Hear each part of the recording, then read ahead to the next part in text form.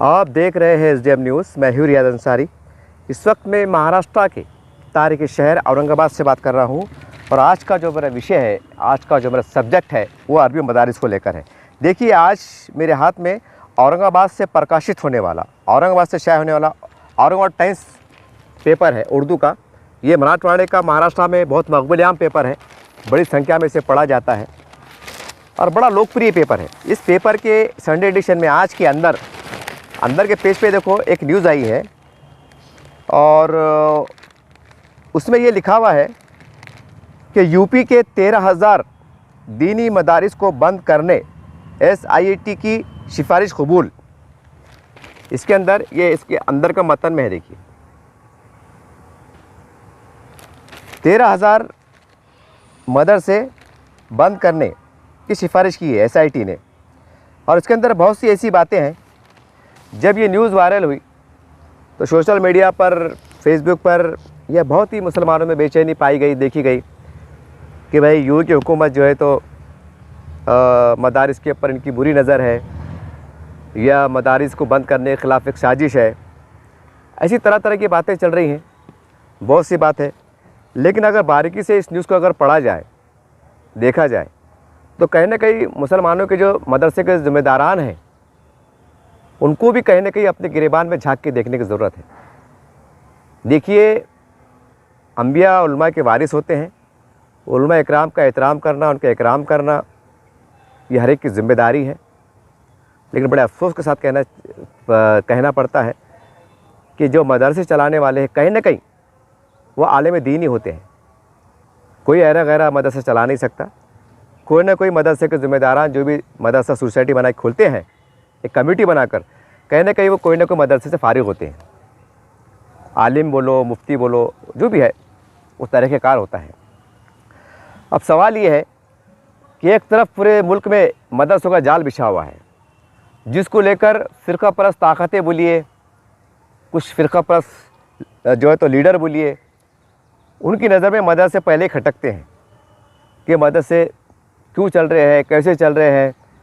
इसके अंदर एक मतलब क्या कहेंगे, कट्टरपंथी की तालीम दी जाती है, इस तरह की इस्लाम तराशियाँ होती हैं, आरोप लगते हैं, सारी बात होती हैं। लेकिन सवाल ये है कि जब हुकूमत ने जब कदम बढ़ाया है, यूपी हुकूमत ने, और ऐसा नहीं कि खाली यूपी में, जब यूपी में इतना बड़ा एक हम समझते हैं कि बड़ी बात सामने निकल के आई है, तो जाहिर सी बात है पर हिंदुस्तान में मदरसे चल रहे हैं। उसमें महाराष्ट्र भी आता है, केरल भी आता है, बंगाल भी आता है, कश्मीर भी, जितने हमारे हिंदुस्तान की रियासतें हैं, हर एक पे कहने की सरकार फिर शिकंजा कसेंगी। अब इसको लोग बहुत से गलत निगाह से देख रहे हैं। अब जो गलत निगाह से देख रहे हैं तो बड़े माफ़ी के साथ, बड़े अदब एहतराम के साथ मैं उनके सामने बात रखना चाहता हूँ कि देखिए, जिस अखबार में छपा है बारीकी के साथ और इसके मतन में तफसीलात में जो बात लिखी गई है, जो तहरीरी तौर से इसमें दर्ज है, उसके अंदर ये है कि बहुत से मदरसे वालों के पास एडिट नहीं है, ऐसा इल्ज़ाम लगाया गया है। ऐसी बहुत सी बातें हैं और ऐसा भी कहा जा रहा है कि भाई अरब ममालिक से जो ज़कात के पैसे आते हैं, आमतौर से हम देखते हैं जो अरब ममालिक होते हैं, जो रमज़ान के पेश नज़र ज़कात देते हैं, पूरे दुनिया भर के मदारिस में देते हैं। ऐसा नहीं खाली हिंदुस्तान, बांग्लादेश भी आता है, पाकिस्तान भी आता है, बहुत से, कई कम कई ज़्यादा। खैर बाहर के आंकड़े हमें नहीं पता, लेकिन हिंदुस्तान में जो मिलता है, थोड़ा बहुत जो जानकारी मिलती है, जो अखबार से मालूम पड़ रहा है, उसकी बिना पर हम कह रहे हैं। अब सवाल ये है, हज़ारों की संख्या में मदरसों का जाल बिछा हुआ है और एक तरफ सरकारी मुख्तलिफ कमीशन की रिपोर्ट आती है कि तालीम के मैदान में मुसलमान, यानी भारत का मुसलमान, इस देश में रहने वाले जो आदिवासी है, हमारे दलित भाई हैं, पिछड़ा समाज है, उनके लेवल में आ गया है, बल्कि कई रियासतों में उनसे ज़्यादा पिछड़ कर रह गए हैं। ये मैं नहीं कह रहा हूँ, ये मुख्तलिफ कमीशन की रिपोर्ट है और सरकारी रिपोर्टें हैं। अब सवाल ये है कि जो मदारिस में हम जो पढ़ाते हैं, जो उसकी सनत की कोई वैल्यूएशन भी नहीं है। अब 2-5 सालों में कुछ हुआ कि भाई आलिम की जो डिग्री की फजीलियत MA के बराबर, ये जो भी है अब लेकिन सवाल ये है कि ठीक है, आपने कहने कि कुछ डिग्रियों को मसावी दर्जा दे दिया, लेकिन सवाल ये है कि वो हमारी सरकारी कामकाज में कितनी कारआमद साबित होंगी, ये सबसे बड़ा सवाल है। ठीक है, कुछ चंद उर्दू मदारिस में आपको ले लिया जाएगा हाई स्कूल के अंदर, जहाँ दीनियात पढ़ाया जाता है, आलमियत पढ़ाया जाता है, या कोई उर्दू का सेक्शन पढ़ाया जाता है, आपको ले लिया जाएगा। लेकिन जो डीएड पास, बीएड पास, जो डिग्रियाँ याफ्ता जो लोग होते हैं उर्दू मीडियम के, क्या उनके मसावी डिग्रियाँ हैं? क्या उनके बराबरी में इनको दर्जा दिया जाता है? क्या इन डिग्रियों पे उनको सरकारी नौकरी पर जो तो मिलती है? नहीं मिलती है। तो कहने का मतलब ये है कि जब हिंदुस्तान का 4% बच्चे का तबका अरबी मदारिस से पढ़ता है, ये 14-15 साल पहले की रिपोर्ट है। करीब एक सर्वे हुआ था हिंदुस्तान में, अखबारात में भी आया था, ईटीवी उर्दू पे भी उसको बताया गया था, काफ़ी उसकी अखबारात में चर्चा भी हुई थी कि हिंदुस्तान का 4% बच्चा, यानी आबादी का 4% बच्चा, हो सकता है कि 10-12 सालों में 1 या 2% बड़े हो भी सकता है। यानी कुल मिला के 4% बच्चा हम कह सकते हैं आज की तारीख़ में कि मदारिस में पढ़ता है, और बड़े पैमाने पे ज़कात अरबी मदारिस में जाती है। अरबी मदारिस के अंदर बच्चों को खाना पीना 2 टाइम का, उनके कपड़े, उनका दवाखाना, उनकी मेडिकल, उनकी कापी, उनकी किताब, मदरसे पढ़ाने वालों की, उलमा इकराम हज़रात की तनख्वाहें, वहाँ के लाइट बिल का ख़र्च, वहाँ के टैक्सेस, वहाँ के देख रेख जो भी है, ये तमाम खर्चे जो है तो जो लोग चंदा देते हैं, अतिया देते हैं, उसके ज़राए से पूरी होती हैं। अब सवाल ये है कि जब मदरसे से जो बच्चे आउटपुट हो रहे हैं, जो माशरे में लिखा, इसमें कोई शक नहीं है कि वो अच्छे बेहतरीन मुसलमान बन रहे हैं, अच्छे शहरी बन रहे हैं, ईमानदार बन रहे हैं, बाअखलाक बन रहे हैं, बाकिरदार बन रहे हैं, इसमें कोई शक नहीं है। लेकिन सवाल ये है कि रोज़ी रोज़गार से उनका मामला कितना हद तक जुड़ा हुआ है, ये हमको देखना पड़ेगा, ये हमको देखना पड़ेगा। इसकी ये ऐसी तर्क सच्चाई है कि इसके ऊपर हमारे जो बड़े ज़िम्मेदार हैं उनका ध्यान ही नहीं जा रहा है, बस अपने उसमें लगे हुए हैं। बड़े बड़े इदारे चल रहे हैं क्योंकि उनको मालूम है कि एक बार इदारे की बिल्डिंग बन गई, मदरसे का बोर्ड लग गया, सफ़ीर हजरात माशरे में फैल जाते हैं, तस्दीक नामा लेकर, सदाकत नामा लेकर कि फ़ला फ़ला मदरसा है, वहाँ पर 200 बच्चे पढ़ते हैं, 150 बच्चे पढ़ते हैं, क़याम त्याम के साथ पढ़ते हैं, कोई झंझट नहीं। सामने वाला 100, 200, 50, 500, 1000 रुपये चालू, यानी कि साल भर चालू। ऐसा नहीं कि भाई कोई दिन बंद है, चालू है। और मुसलमान भी अल्हम्दुलिल्लाह देता है। वो ये सोच के देता है कि अरबी मदारिस हमारे दिन के खिले हैं, इनका तहफ़्फ़ुज़ करना, इनको बचाना हमारी अखलाकी ज़िम्मेदारी है, हमारा दीनी फ़रीज़ा है, इसमें कोई शक नहीं है। लेकिन सवाल ये है, मैं बड़े अदब के साथ, उसके साथ पूछना चाहता हूँ कि अब वक्त आ गया है कि हमारे जो उलमा इकराम हैं, जो मदारिस के तमाम ज़िम्मेदारान हैं, अब ये इनको सोचने की ज़रूरत है कि महाराष्ट्र में कितने मदारिस कायम किए जाए। अब सवाल ये है कि महाराष्ट्र में जितने मदारिस चल रहे हैं, क्या उतने मदरसों की ज़रूरत है? ये बहुत कड़वा सवाल है। ये कड़वा सवाल इस लिहाज से भी है कि असरी तालीम में मुसलमान देश का इतना बिछड़ चुका है कि इसकी सरकारी रिपोर्टें आ रही हैं। हमारे जो कौम के जो नौनिहाल है, जो बच्चे हैं, वो 12वीं के बाद पढ़ नहीं पा रहे हैं। अरे ढंढोरा पीटा जाता है कि सरकार स्कॉलरशिप दे रही है, सरकार कितनी स्कॉलरशिप दे रही है, क्या दे रही है, आपको पता है? मौलाना आज़ाद फाइनेंस आपने देखा है, बीच में अखबारात में बंद हो गया है, सरकार ने फैसला लिया है कि उसको बंद कर दिया जाए। तो जो कौम का जो 96% तबका जो समाज में, ज़िला परिषद में, प्राइवेट स्कूल्स में, प्राइवेट कॉलेज में जो पढ़ता है, जो कहीं ना कहीं जो गरीब समाज से जुड़ा हुआ है, जो पसमानदा गुरबत से ताल्लुक़ रखता है, उसको भी ज़कात की ज़रूरत है। ये इसके ऊपर हम कब सोचेंगे?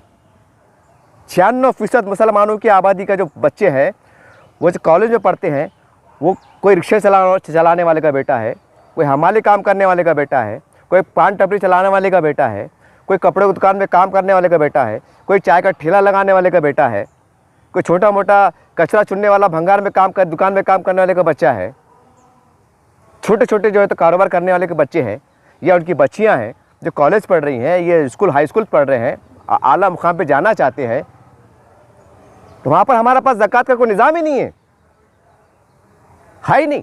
इल्ला माशाअल्लाह थोड़ा बहुत कहीं देखने में आ जाता, सुनने में आ जाता, हो जाता, लेकिन जिस सतह पे होना चाहिए वो सतह पे नहीं है। इसमें कोई शक नहीं है, कोई इस्लामी तंजीमें काम कर रही है अल्हम्दुलिल्लाह, उसमें जमीयत उलमा हिंद भी है। हमने देखा है, अखबार में भी आता है कि बच्चों को पढ़ाने के वास्ते उनकी फ़ीस के पैसे अदा किए जाते हैं। लेकिन सवाल है ना कि अगर आपके पास अगर 100 अगर दरखास्तें आती हैं तो 100 के 100 लोग क्यों नहीं दिया जाता है, नंबर एक। नंबर दो बात यह है कि जो हमारे पास जो मैट्रिक के 12वीं के जो बच्चे बच्चियां हैं, और आपको पता है कि उसके बाद जो है तो जो 8वीं 9वीं के बाद जो बच्चे पढ़ जाते हैं हाई स्कूल के सतह पे, उनकी कापी किताब यूनिफॉर्म, गरीब माँ के पास पैसे नहीं होते हैं, परेशान होते हैं, कैसे भी तंगी से तुलसी से चटनी मिर्ची खा के उधार पुधार लेके बच्चे को पढ़ा रहे हैं, और बड़ी ज़कात का हिस्सा मदारिस में जा रहा है। ठीक है, कोई आपको कोई मुझे कोई तकलीफ़ नहीं है, लेकिन सवाल ये है कि जब ये अखबार में छपा है औरंगाबाद टाइम्स के अंदर कि ज़्यादातर मदरसों का एडिट नहीं है, ऐसा इस्लाम जो भी है, ये फ़ंड इनके पास कोई वो नहीं है, क्या निसाब पढ़ाया जाता है वो भी तयशुदा नहीं है, ये सारी बात है। जो सर्टिफिकेट दिए जाते हैं उसकी कोई कानूनी हैसियत नहीं है, और बाहर से पैसा आ रहा है जो भी है। और इसमें ये भी है कि भाई 16,513 मदारिस रजिस्टर्ड है और बाकी 13,000 मदारिस गैर रजिस्टर्ड है। ये बहुत बड़ी बात है। ये 13,000 मदारिस, ये अखबार की रिपोर्ट पढ़ के सुना रहा हूँ मैं आपको, गैर रजिस्टर्ड है, सरकार के पास इंदराज नहीं है। ये कितनी बड़ी गफलत है ये। हालांकि कोई आपसे बदगुमानी नहीं है, कोई आप पे शक नहीं है कि आप गलत काम कर रहे होंगे, लेकिन सवाल ये, जब सरकार ये कह रही है कि आपके पास रजिस्टर्ड नहीं है, रजिस्टर्ड क्यों नहीं है? ये कैसी अजीब गरीब अंधी गफलत है। हम एक अजीम हिंदुस्तान मुल्क में रहते हैं, ये आपको सोचना पड़ेगा। ये कोई आप पाकिस्तान, अरबस्तान या अफगानिस्तान में नहीं है। चलो भाई इस्लामी ममलुकत है और इस्लामी ममलुकत में चीज़ देखी जाती हैं, और नए हालात में जो हालात चल रहे हैं, आपका भी फरीज़ा है कि हुकूमत की तरफ से जो गाइडलाइंस दी जा रही है, जो क़वानीन बनाए जा रहे हैं, उसकी आप पासदारी करो। क्यों पासदारी नहीं कर रहे आप? ये ऐसे संगीन इस्लाम लग रहे क्यों? अगर सरकारी रिपोर्ट दे रही है तो आपका अखलाकी फ़र्ज़ है। अगर मान लीजिए थोड़ी देर के वास्ते कि अगर ये सर्वे रिपोर्ट गलत है, एग्जाम्पल दे रहा मैं आज, तो आपका काम है कि बड़े बड़े जिम्मेदारान मदारसी के जो है तो अपना ऑडिट रिपोर्ट के साथ पूरे हिंदुस्तान में, यूपी के अंदर तमाम media, national media, social media, print media बुला के प्रेस कॉन्फ्रेंस लो आप कि हम पे इल्ज़ाम लगाया गया, हमारे पास तो ऑडिट रिपोर्ट पक्की है। लेकिन हमें पता है, भी हमें भी पता है, अभी हाल ही की बात है, देखिए ऐसे कई रिपोर्ट है, लेकिन इत्तेफाक की बात है कि कल ही अखबार में आया, देखिए आज के अखबार में भी है एक रिपोर्ट कि औरंगाबाद में 3 मुसलमान जो दाढ़ी नुमा चेहरे माशाल्लाह हिंगोली तरफ के थे, वो पकड़े गए। मदरसे के नाम पे, सॉरी मस्जिद के नाम पे चंदा करते पकड़े गए। और कई बार अखबार में भी आ चुका कि नकली सफ़ीर। अब अंदाज़ा लगाइए, जब नकली सफ़ीर जो है तो ज़कात इस्तेमाल कर रहे तो फिर मदरसों का क्या हाल होगा? इसमें कोई शक नहीं है कि बड़ी संख्या में मदारिस अपना किरदार अदा कर रहे हैं। लेकिन सवाल ये, नए हालात में जैसे कि आप पे गहरी नज़र है, तो आप एकदम खुला मैदान क्यों नहीं छोड़ देते कि आओ ये आइए आप कभी, ये हमारा एडिट रिपोर्ट है, 1-1 रुपये की चंदे की रसीद आप हिसाब ले सकते हैं। हिसाब देने में बुरी बात क्या है? क्योंकि ये मामला मुल्क की सालियत में से जुड़ा हुआ है। हुकूमत का जो बात निकल के आ रही है, ऐसे आपके जहन में आ रहा है कि भाई हम तो हमारा चंदा दे रहे हैं, हमारी सदक़े से खैरात से, अगर बाहर से भी अगर पैसा मंगा रहे हैं या आ रहा है मदद के नाम पर, ज़कात के नाम पर, तो भैया मदरसे पर खर्चा कर रहे हैं। ये आपका तर्क है, ये आपका तर्क है। इसमें तकलीफ़ क्या है हुकूमत को? शायद आप ये सोच रहे होंगे, या काफ़ी लोग बोल भी रहे हैं। सवाल कितना आ रहा है कितना जा रहा नहीं है, सवाल ये फंडिंग आ रही है तो कितनी आ रही है, आपका खर्चा क्या है, आप उसका यूटिलाइज़ कैसा कर रहे हैं, ये आपको बताना पड़ेगा ना, ये आपको बताना पड़ेगा। हम अक्सर सुनते हैं रमज़ान के महीने में मस्जिद में अक्सर जो है तो नहर नमाज के बाद, मैं फ़लाँ ज़िले से आया हूँ, फ़लाँ उससे आया हूँ, सालाना खर्चा जो है तो 1 करोड़ है, 50 लाख है, 70 लाख है, 2 करोड़ है, सुनते हैं हम। ये इतने बड़े बड़े आंकड़े हैं। ये सवाल इसका आउटपुट क्या है? सवाल ये इसका आउटपुट क्या है? मैं ये कहना चाहता हूँ कि अब उलमा इकराम को चाहिए कि पूरे हिंदुस्तान में रियासती सतह पर भी एक ऐसा बोर्ड तश्कील दिया जाए। अगर मैं औरंगाबाद की मिसाल लूँ, इसका सर्वे किया जाए कि औरंगाबाद में कितने मदारिस है, उसमें बच्चों की तादाद कितनी है, उसकी बच्चों की तादाद कितनी है, उसमें स्टाफ कितना है, ये आपको देखना पड़ेगा। आजकल तो ऐसा हो रहा, हम तो ऐसे भी देख रहे हैं कि मदरसे में 15 बच्चे चंदा चढ़ रहा है। मुझे तकलीफ़ नहीं, मैं भी एक मुसलमान हूँ, शायद कुछ लोग सोच रहे होंगे, अलग निगाह से कुछ देख रहे होंगे, मैं भी एक मुसलमान हूँ, मुझे भी दर्द है, उसका एहसास है। मेरा सवाल ये है कि 15-20 बच्चों के नाम पे चंदा जो जमा कर रहे हैं मदरसों के नाम पे, आप जो लाखों रुपए सालाना हो जाता है, उतने बच्चे में हमारे उसका अगर आधा हिस्सा भी अगर हम असली तालीम में लगा दें, हाई स्कूल में लगा दें, कॉलेज में लगा दें, जो हमारी बेटियाँ जो पढ़ रही है गरीब घराने की, उनकी कितनी बड़ी मदद हो जाएंगी। क्या वो इंजीनियर नहीं बन सकते? क्या वो डॉक्टर नहीं बन सकते? क्या वो मुख्तलिफ कोर्स ITI के उसके पॉलिटेक्निक कोर्स नहीं कर सकते?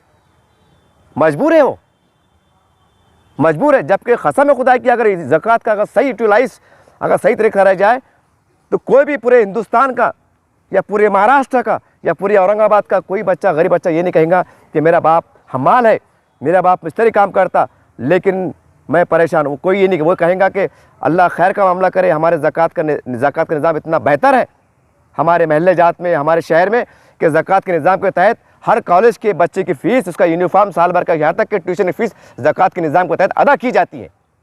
ये इनकलाब लाने की ज़रूरत है, ऐसी सोच पहल की ज़रूरत है। बड़े हैरत की बात है, बड़े दुख की बात है, बड़े अफसोस की बात है कि जो गवर्नमेंट जो करोड़ों अरबों रुपए की मालिक होती हैं, जो सरकार लेके चल रही हैं, वो मंथन कर रही है, सर जोड़ के बैठ रही हैं कि एक ज़िले में कितने स्कूल होना चाहिए, वहाँ विद्यार्थी कितने पढ़ते हैं, अगर विद्यार्थी कम है तो विद्यार्थी को दूसरे स्कूल में ट्रांसफ़र किया जाए, वहाँ के सरों को, टीचर को सरप्लस किया जाए, उनका एडजस्टमेंट किया जाए, खर्चा कम किया जाए, खर्चा कम किया जाए और जायज़ खर्चे में जो है तो सही काम चले। ये सरकार सोच रही है। जबकि सरकार के पास कई ज़राए रहते टैक्सेस वसूल करने के, टैक्सेस से सरकार के पास करोड़ों रुपये आता है। तो जिसके पास करोड़ रुपये आता है बैठे बैठे सरकार के पास, तो वो सरकार सोच रही है, वो सरकार के जो तो सेक्रेटरी लेवल के अफसरान सोच रहे हैं कि हमने क्या करना चाहिए, सरकारी स्कूल को हमको कैसा कवर करना चाहिए। तो क्या ये अरबी मदारिस वाले नहीं कर सकते? कि पूरे औरंगाबाद के अंदर कितने मदारिस चल रहे हैं, उनके पास संख्या कितनी है, क्या उतने मदरसे चलाने की ज़रूरत है? मैं इसलिए कह रहा हूँ कि जगह जगह ये चंद छोटे छोटे जो मदरसे फैलने के अंदर बड़े पैमाने पर ज़कात जो है हमारी वहाँ चले जा रही हैं। भोला भाला मुसलमान या जो बड़े लोग होते हैं, उनके जहन में बैठा है कि चलो भाई हम मदरसे में देंगे, बच्चा कुरान हाफिज़ बनेगा, जब तक कुरान पढ़ेगा हमको सवाब मिलेगा। ये सोच है हमारे जहनों के अंदर। आज़ादी से लेकर आज तक एक मदरसा और मस्जिद के नाम पर ऐसे कूट कूट के बिठा दिया गया है। मैं माफ़ी के साथ कह रहा हूँ कि अगर उसके सामने कहा जाए कि औरंगाबाद के अंदर एक जाकिर हुसैन स्कूल है, फातिमा स्कूल है, वहाँ की हमारे पास 100 मुसलमान की बेटियाँ जो 12वीं के बाद आगे पढ़ना चाहती हैं, कोई है अल्लाह के लाल, कोई अल्लाह के नेक बंदे जिनको पढ़ाने की जिम्मेदारी ले ले, तो ऐसा जाकेंगे, इधर उधर देखेंगे और ज़बरदस्ती मांगे 150 निकाल के देंगे। ये सच्चाई है। और उसके बरखिलाफ़ अगर जुमे के खुतबे में अगर धुआंधार तकरीर हो जाए कि मदारिस के अंदर इतने बच्चे पढ़ते हैं और आपकी दुआओं से चलता है, आपके ताओं से चलता है, आपके चंदे चलता है और आपके माँ बाप झूला झूलेंगे, तुम मरेंगे तुम भी झूला झूलेंगे, जन्नत मिल जाएंगी और ये मिल जाएगा वो मिल जाएगा, ये फूल रहे ये फूल रहे ये फूल रहे, इतने फूल जा रहे आखिरी में तक करण आ जा रहा है, ईमान का जो जज्बा आ जा रहा कि गेट पर जा रहे और ऐसा बढ़े फड़ो 5000 की फौती, फड़ो 2000 की फौती। ये सच्चाई है। ये मैं आंखों देखी बात कर रहा हूँ, कोई ऐसा बनावटी बात नहीं कर रहा हूँ और बदगुमानी से बात भी नहीं कर रहा हूँ कि मुझे अच्छा नहीं दिख रहा है, ऐसी बात नहीं है।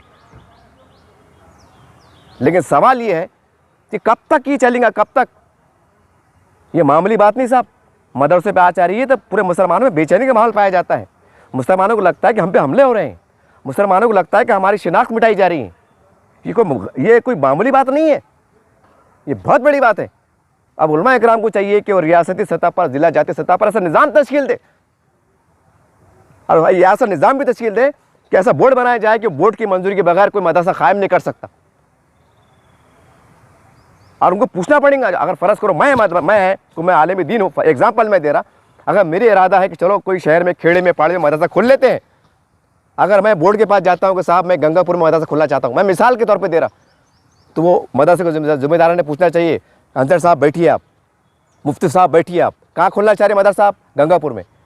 गंगापुर में इतने मदरसे, माँ खुद बच्चे माशाल्लाह, मतलब वो है।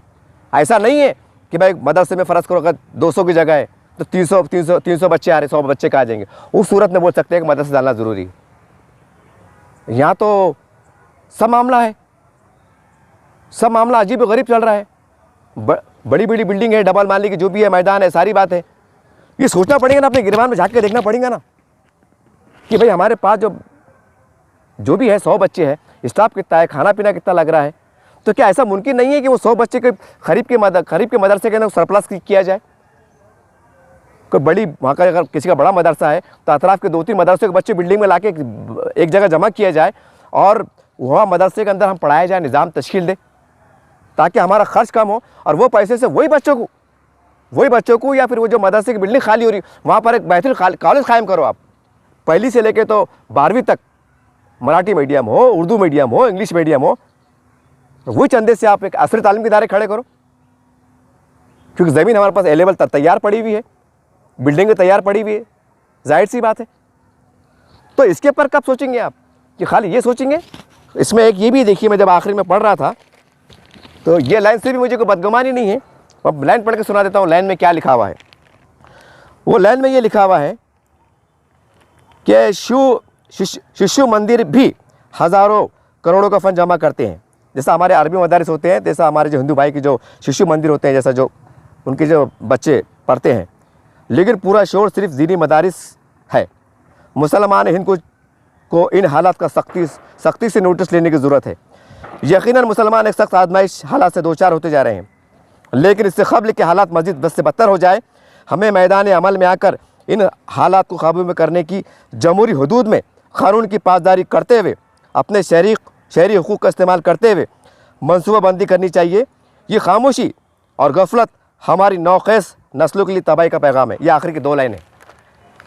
ठीक है, अल्हम्दुलिल्लाह, बहुत अच्छी बात है, कोई बदगुमानी नहीं है, लेकिन सवाल ये है कि जो मदारिस के अंदर जो एक झोल झाल पाए जा रहे हैं, जो कमज़ोरियाँ पाई जा रही हैं, जो कोताहियाँ पाई जा रही है, उसका जवाब कौन देगा? उसका जवाब कौन देगा? अब 13,000 जो इसमें लिखा हुआ है, देखिए कि रजिस्टर्ड नहीं है, तो सवाल ये है कि फिर आपने रजिस्टर्ड किया क्यों नहीं? सरकार के, अगर आप पूरे तरह से लीगल है, पूरी तरह से आप वो है, तो सरकार से आप आँख में आँख मिला के बात कीजिए। आप हाई कोर्ट के दरवाजे खुले हैं, हाई कोर्ट के दरवाजे खुले हैं, सुप्रीम कोर्ट के दरवाजे खुले हैं। इंसाफ देने बैठा है कोर्ट हमारे लिए कि भाई हमारे पास तो ऑडिट रिपोर्ट पूरा क्लियर है, हमारे पास बच्चों की संख्या भी बराबर है, हमारे पास सब निज़ाम तरतीब है, एक एक पाई का हिसाब जोड़ा जाया है, 1 लाख रुपया आया है तो 1 लाख रुपया कहाँ गया पूरा लिखा हुआ है। फिर हम पे झूठा इल्ज़ाम क्यों? आप कोर्ट के मारिफत में सवाल सरकार को कटड़े में खड़ा कर सकते हैं कानूनी अंदाज से, लेकिन नहीं। आज से 2-5 साल पहले की बात है, बंगाल तरफ में शायद पेपर में आया था, अखबारात में आया था कि नकली मदारिस, मतलब मदरसे के अंदर ऐसे बच्चे वो गए कि खाली आधार कार्ड था, बच्चे गए। ये 4-5 साल पहले की रिपोर्ट है, देखो बंगाल तरफ, बिहार तरफ की रिपोर्ट है। ठीक है, शर्म की बात नहीं है। तो वक्त आ गया, मैं ये वीडियो सिर्फ इसलिए बना रहा हूँ कि उलमा इकराम को चाहिए कि हिंदुस्तान लेवल पर भी एक बोर्ड बनाया जाए जो पूरे हिंदुस्तान की नुमाइंदगी करे, नंबर 1। नंबर 2, रियासती सतह पर भी एक बोर्ड बनाया जाए, नंबर 2। नंबर 3, तमाम ज़िले जाती सतह पर भी एक बोर्ड तश्कील दिया जाए, और वो बोर्ड ये तश्कील और वो बोर्ड ये इस बात की निगरानी करे, वो बोर्ड इस बात की निशानदेही करे, वो बोर्ड इस बात को देखे कि जहाँ मदारिस खुलने जा रहा है कि वहाँ मदरसे की ज़रूरत है। अगर है तो उसका भी इजहार करना चाहिए। बड़ी हैरत की बात है, बहुत हैरत की बात है। ये आप देखिए ना, मदरसे में कितना आ रहा है, कितने बच्चे पढ़ रहे हैं। मुझे मदरसे से शिकायत नहीं है, सवाल ये है जब सरकार जो है तो कई स्कूल को जम करके अपना एक ढांचा खड़ा कर रही है, आप क्यों नहीं कर सकते? आप असली तालीम के अंदर बड़े बड़े इदारे क्यों नहीं खोल सकते, ताकि हमारा कम खर्च में हमारा ज़्यादा काम हो? जब सरकार ये काम सोच सकती है तो हम तो चंदे और भीख ज़कात मांगने वाले लोग हैं ना भाई। अल्लाह माफ़ करे, भीख का लफ्ज़ शायद गलत हो गया होगा, लेकिन ज़कात खैरात तो मांग रहे हैं ना हम, अल्लाह के नाम पे दो बल्कि। तो इसके ऊपर कब सोचेंगे आप? ये बहुत कड़ू सच है, कड़ू। ये आपको सोचने की ज़रूरत है। अब रमज़ान आ रहा है, पूरे हिंदुस्तान में कहीं देखने को नहीं मिलेगा कि हमारी असली तालीम जहाँ हमारे बच्चे पढ़ते हैं, जहाँ कॉलेज पढ़ रहे हैं, हमारी बेटियाँ पढ़ रही है, हमारे बच्चे पढ़ रहे हैं, कि उसके ऊपर स्पेशल चंदा हो रहा है। और आने वाले जून के अंदर पूरे ज़िले जात में, पूरे ताल्लुक़ जात के अंदर गरीब गुरबा बच्चों में, जिनके माँ बाप हाथ मजदूर है, ऐसे बच्चों को मुकम्मल तौर से जामे अंदाज से मदद की जाएंगी, पैर के नाखून से लेकर सर के बाल तक। यानी कि यूनिफॉर्म भी दिया जाएगा, 2 यूनिफॉर्म दिए जाएंगे, स्कूल का बस्ता दिया जाएगा, कॉपी दी जाएंगी, किताब दी जाएंगी। और कोई बच्चा पढ़ने में कमज़ोर है तो ट्यूशन के फीस का इंतज़ाम भी किया जाएगा। ऐसा निज़ाम ही नहीं है हमारे पास, बस चल रहा है, बस चल रहा है, बस चल रहा है। बस ये खुशफहमी है कि बस सरकार स्कॉलरशिप देती है। अरे कितनी देरी, खर्च कितना आ रहा बच्चों को, इसका हिसाब किताब तो रखो, इसका हिसाब किताब तो रखो कि 12वीं के बच्चे को पढ़ने में कितना खर्च आ रहा, आगे बच्चे को पढ़ने में कितना खर्चा आ रहा। और कई तो ऐसा है कि स्कॉलरशिप के बदले में एडमिशन हो जा रहा। कॉलेज वाले बोल रहे हैं कि भाई एडमिशन के बदले में एडमिशन के बदले में डोनेशन पैसे नहीं लेना, तो भाई फीस के अंदर हम डोनेशन वसूल कर लेते हैं कि हमारा प्राइवेट कॉलेज है, अब तुम अपने लेवल पे पढ़ो। अब सरकार से जो डोनेशन आ रहा है, जो स्कॉलरशिप आ रही है, अगर कॉलेज को दिया जा रहा है क्योंकि कॉलेज प्राइवेट है, सवाल ये है तो जो पैसा पढ़ने के नाम पर सरकार दे रही है वो तो कॉलेज के खाते में चला गया बराबर। अब बच्चे कहाँ से पढ़ेंगे?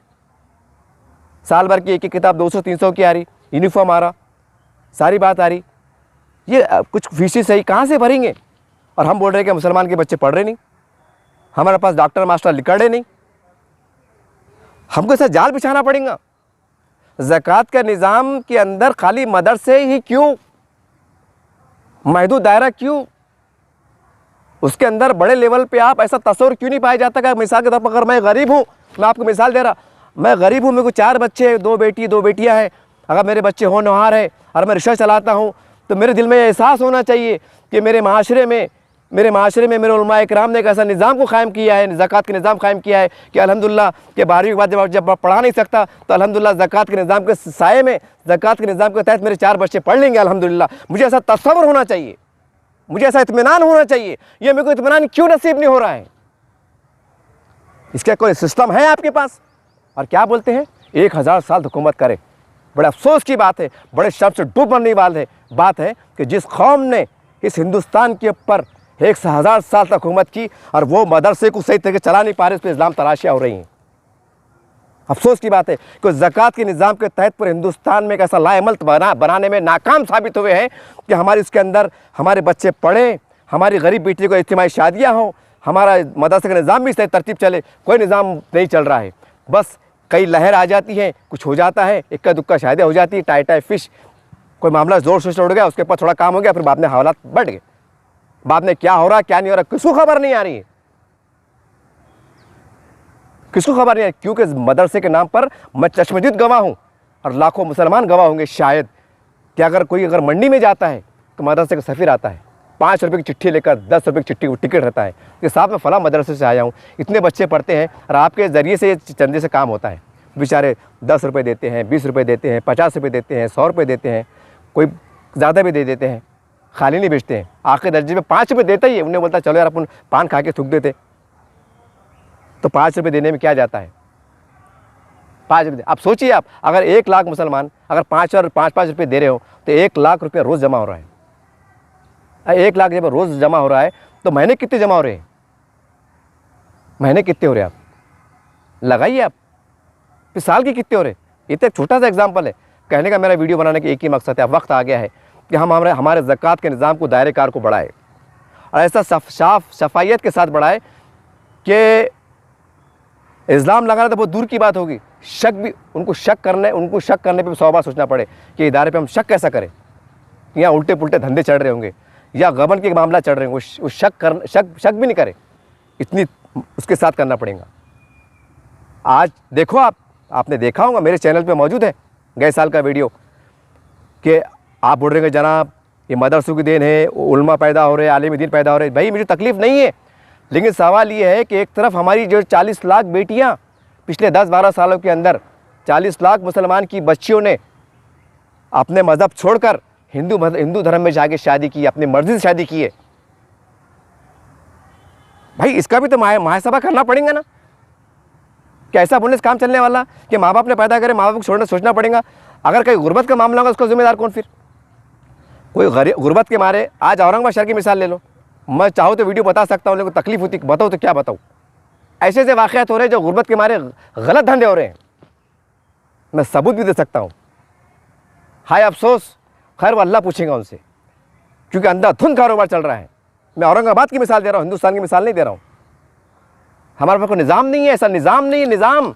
और क्या तो हम मुसलमान, क्या तो हमारा इस्लाम इतना अच्छा मज़हब है कि हम पूरी दुनिया में ऐसा है, हम ऐसा है, ये है, वो है, नीचे का निज़ाम भी अच्छा है और ऊपर निज़ाम भी अच्छा है। और बाद में जो है तो इतने लफड़े चढ़ रहे कि वो भाग के चल जा रही, भाग के आ जा रही, मदरसे पे इस्लाम लग जा रहे, गुरबात के हमारे भीख मांगने मजबूर हो जा रहे, कोई कैसे कैसे लफड़े हो रहे, लोचे हो रहे, इसके ऊपर सब धर्म धर्म धरा हो गया। और फिर शान से बड़े हम मुसलमान हैं, शान से बड़े इस्लाम को मानने वाले हैं। ऐसा बहरहाल मेरे तमाम उलमा इकराम से, क्योंकि आप अम्बिया के वारिस हैं, मेरी कोई हैसियत नहीं है, लेकिन ये सोचना पड़ेगा कि हम समाज में घूम रहे हैं, आपको सोचना पड़ेगा औरंगाबाद में कितने मदारिस की ज़रूरत है, कितने बच्चे पढ़ रहे हैं, कि हमारे स्टाफ की ज़रूरत है। अल्हम्दुलिल्लाह औरंगाबाद शहर में कई हमारे पास जामा मस्जिद है, अल्हम्दुलिल्लाह, अल्लाह और तरक्की से नवाजे, बड़ा मियारी काम कर रहा है जामिया हमारा जामा मस्जिद का मदरसा। ऐसे बड़े बड़े मदारिस को समझ सकते हैं, लेकिन जो छोटे छोटे मदारिस हैं जहाँ पर 100 बच्चे पढ़े, 50 बच्चे पढ़े, तो हमको सोचना पड़ेगा कि वो 100 बच्चों को मिला के हमको, अरे भाई आपको रोज़ थोड़ी जाना पड़ रहा, रोज़ जाना पड़ा, समझ में आता है कि गंगापुर का बच्चा औरंगाबाद में जाएंगे कैसा, औरंगाबाद का बच्चा गंगापुर में जाएंगे कैसा। भाई माँ बाप क्या बोलते, साल भर बच्चा तुम्हारे हवाले।